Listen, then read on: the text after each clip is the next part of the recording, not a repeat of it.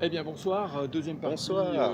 du débrief split screen de la journée. On vient de voir les deux nouveaux films cet après-midi. Donc un Mm. film kazakh tout d'abord présenté au Certain Regard, on va en parler tout de suite. Et puis on parlera dans un second temps du film de Nadine Labaki présenté en compétition qui s'intitule Capharnaüm. Alors le film kazakh. Excellente surprise. Là, disons ce que j'avais dit vis-à-vis de Asako, où justement c'était un film asiatique qui utilisait pas mal de codes, qui utilisait une mise en scène et un langage très occidentalisé.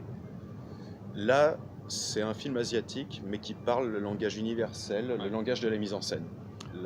On Ouais, est dans le cinématographique pur. ouais, je suis assez d'accord avec ça parce que c'est vrai que le film, quand on le regarde, on n'a pas besoin de connaître les coutumes locales pour approcher la vérité, l'essence du film.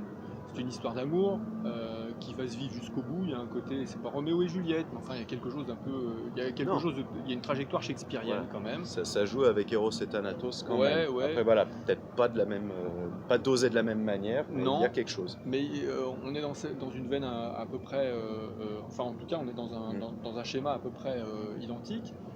Le film c'est un pur exercice de mise en scène. C'est-à-dire que ce qui est très intéressant dans ce film-là, c'est qu'on n'a pas besoin de connaître la culture kazakh pour accéder aux finesses du film, puisque tout se dit par la caméra, les cadrages et l'utilisation des couleurs et de la lumière. Il y a un travail, c'est le premier. On les a rencontrés, on a rencontré l'équipe. Mm. On a d'ailleurs envisagé un entretien plus tard pour Split Screen Review ensemble. Le gars qui a fait la photographie, c'est son premier film. Ce qui est étonnant parce que quand on voit la qualité de la photo du film, c'est bluffant. Le film sera distribué en France puisque il a réussi à toucher un public très vaste. Deuxième film, La compétition. Nadine Labaki, Capharnaüm. Ben, Capharnaüm, quoi. Non, sans plaisanter, plutôt bien, formellement bien, parce que voilà, ça parle justement de cet enfant qui se bat justement pour subsister, et avec quand même une réalisation voilà, très, très réaliste. C'est quand même très touchant, mais le problème, c'est dans le traitement. C'est qu'au bout d'un moment, certaines séquences sont faites vraiment dans un but d'inspirer le pathos chez le spectateur, et c'est un peu ça que j'ai trouvé dommage. Vous voyez, j'ai un peu le même rapport avec le film, c'est-à-dire que c'est un film qui lorgne du côté de, de- de la martyrologie de l'enfance telle qu'on a pu Mm. la trouver chez Buñuel dans Los Olvidados ou dans Allemagne année zéro de Roberto Mm. Rossellini. Ouais. Sauf que là, les deux précédemment cités se- enfin, se limitait à montrer les enfants dans un milieu et de voir le rapport, enfin comment les uns interagissaient, enfin le milieu où les enfants interagissaient l'un avec l'autre. Bon, Mm. bref.